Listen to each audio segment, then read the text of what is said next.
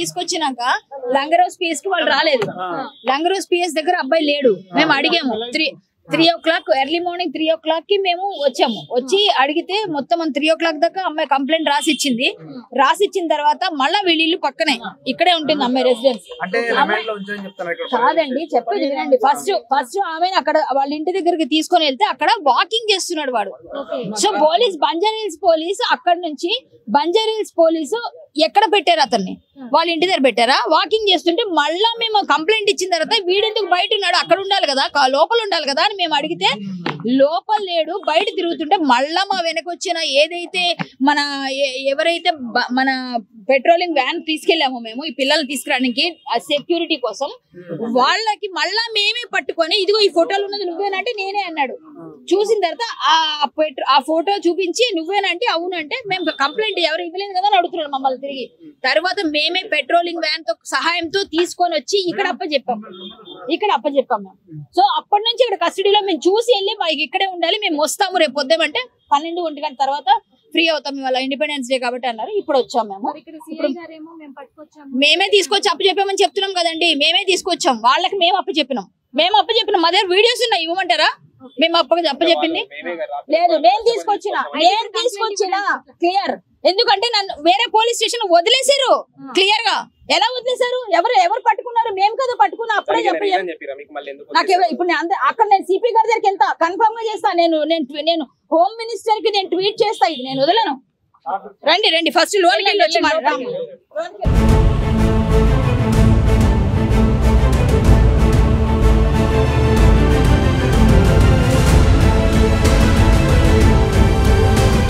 అందరికీ నమస్తే, జై శ్రీరామ్, భారత్ మాతాకి జై.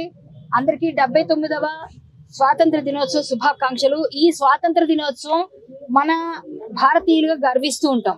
ఈ భారతీయులుగా గర్విస్తున్న సమయంలోనే ఒక భారతీయురాలికి పాకిస్తానీ యువకుడు ఎలాంటి ట్రాప్ చేశాడు అన్నది కూడా బయటికి రావడం చాలా చాలా బాధాకరమైన విషయం.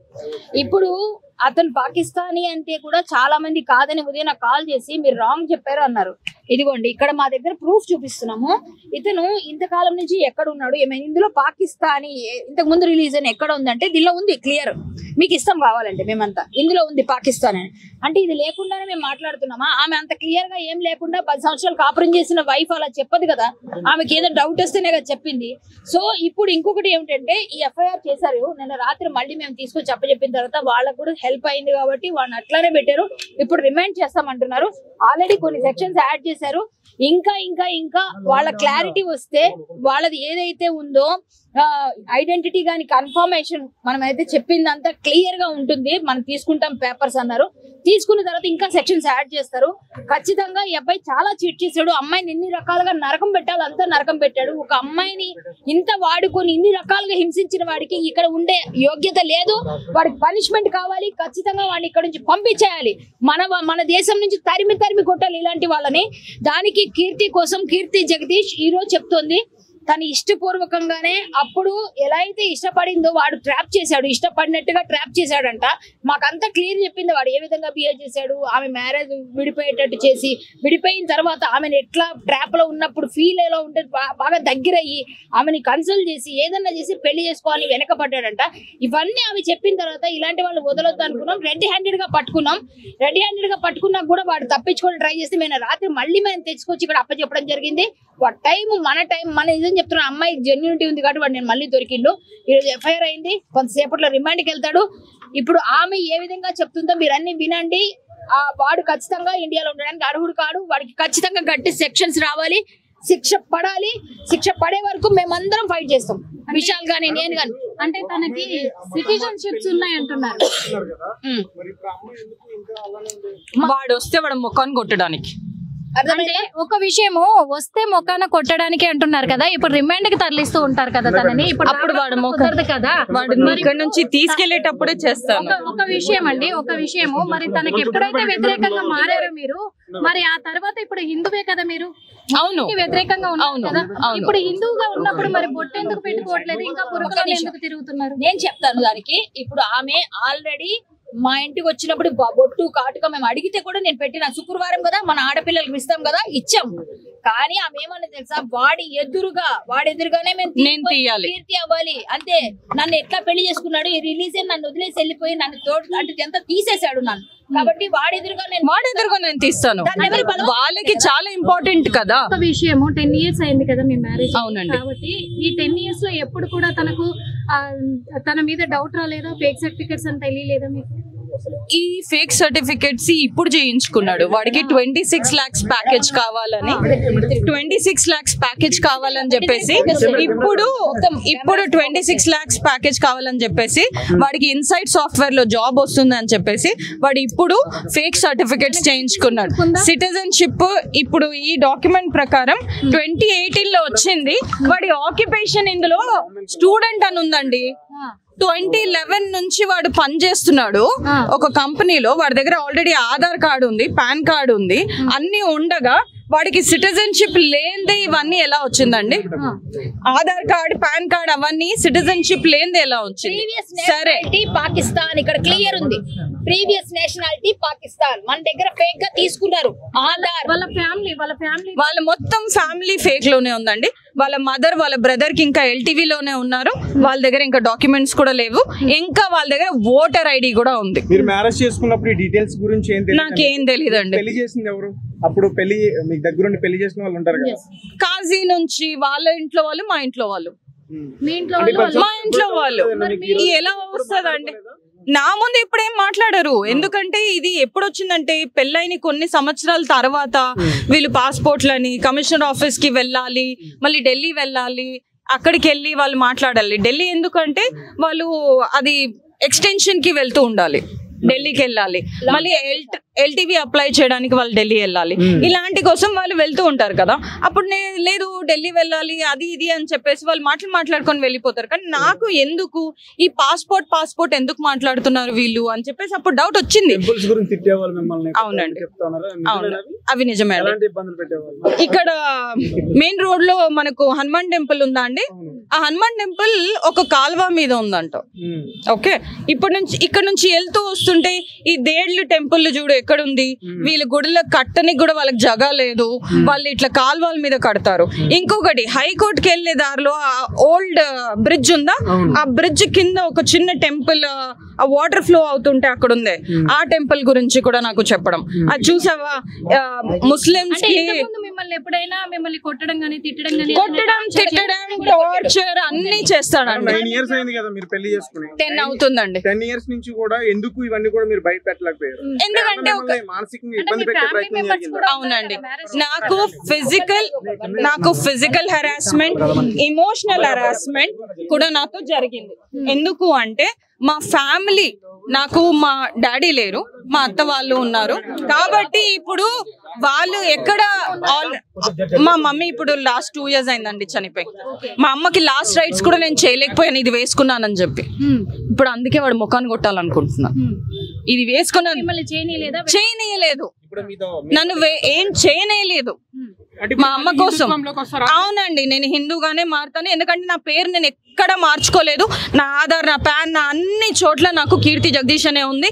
నా ఎంప్లాయ్మెంట్ డాక్యుమెంట్స్ కూడా కీర్తి జగదీష్ అనే ఉంది. నేను కీర్తి జగదీష్ గానే ఉండిపోతాను. ఎప్పుడైనా మిమ్మల్ని ఎక్కడి నుంచి విదేశాలకు తీసుకెళ్లడం గానీ లేకపోతే ఏదైనా వేరే ప్రాంతాలకు తీసుకెళ్లే వాడు ఎంత మూర్ఖుడు అంటే, నేను పాస్పోర్ట్ చేసుకొని పిల్లల్ని తీసుకొని కెనడా వెళ్దామని నేను ప్లాన్ చేస్తే నా పాస్పోర్ట్ కూడా అవ్వకుండా నాకు మ్యారేజ్ సర్టిఫికెట్ లో నేమ్ కూడా చేంజ్ చేయనీయకుండా పెట్టాడండి. అంటే ఎందుకు ఈ ప్లాన్ వేసారు అనుకుంటున్నారు? నేనేంటంటే ఫ్యూచర్ కావాలని. మా పాపకి ఇప్పుడు 18 years అండి.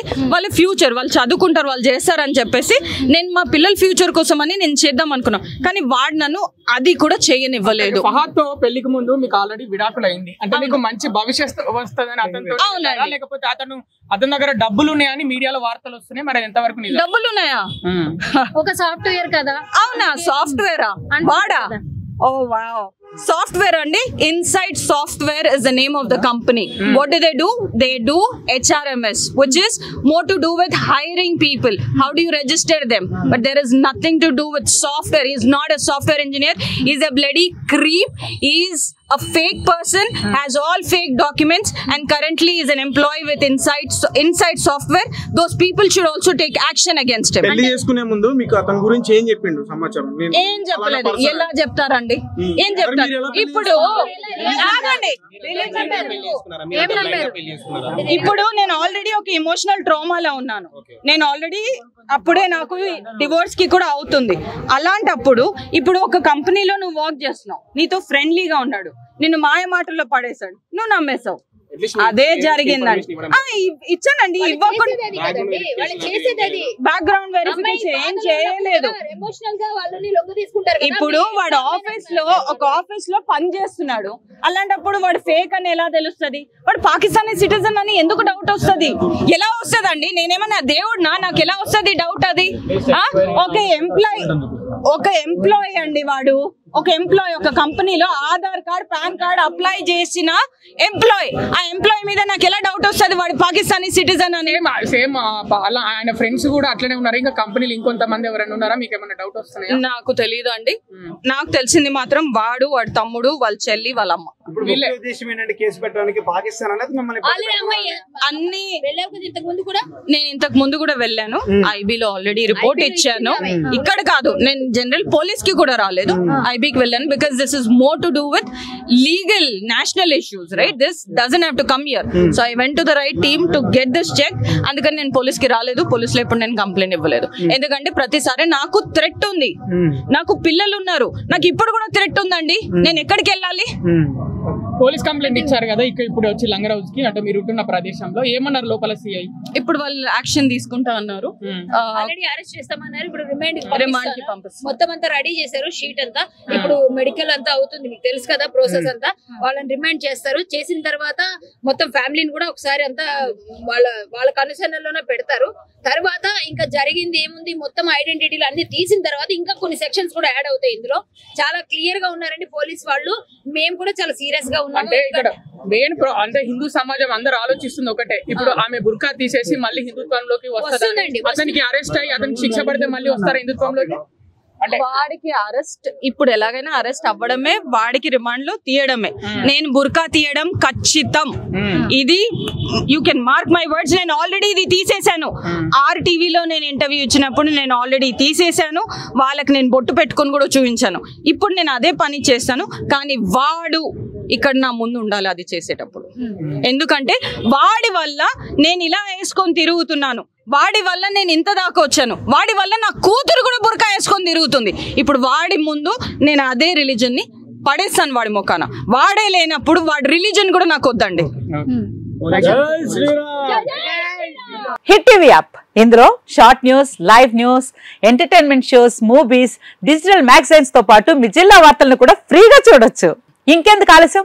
వెంటనే హిట్ టీవీ యాప్ ని డౌన్లోడ్ చేసుకుని ఫ్రీగా ఎంటర్టైన్మెంట్ పొందండి. Hit TV app. Hit TV app. Please download hit TV app. Hit TV app ని ఫ్రీగా డౌన్లోడ్ చేసుకుని ఎంజాయ్ చేయండి. మీకు నచ్చిన ఎంటర్టైన్మెంట్ కోసం హిట్ టీవీ యాప్ ని ఫ్రీగా డౌన్లోడ్ చేసుకుని ఎంజాయ్ చేయండి. హిట్ టీవీ యాప్ ని డౌన్లోడ్ చేసుకుని ఆస్వాదించండి, ఆశీర్వదించండి. ఇంతమంది సెలబ్రిటీలు హిట్ టీవీ యాప్ ని డౌన్లోడ్ చేసుకోండి అని చెప్తున్నారంటే ఎంత మంచి యాప్ ఆలోచించండి. అమెరికా అమెరికా అమెరికా అమెరికాలో చదవాలనుకునే వాళ్ళకి విశ్వసనీయమైన పేరు మన శౌర్య కన్సల్టెన్సీ. UK లో 1 year masters, UK లో 1 year masters, 2 years work permit up to 5 years visa. Contact Saurya Consultancy. Contact 89851 89851.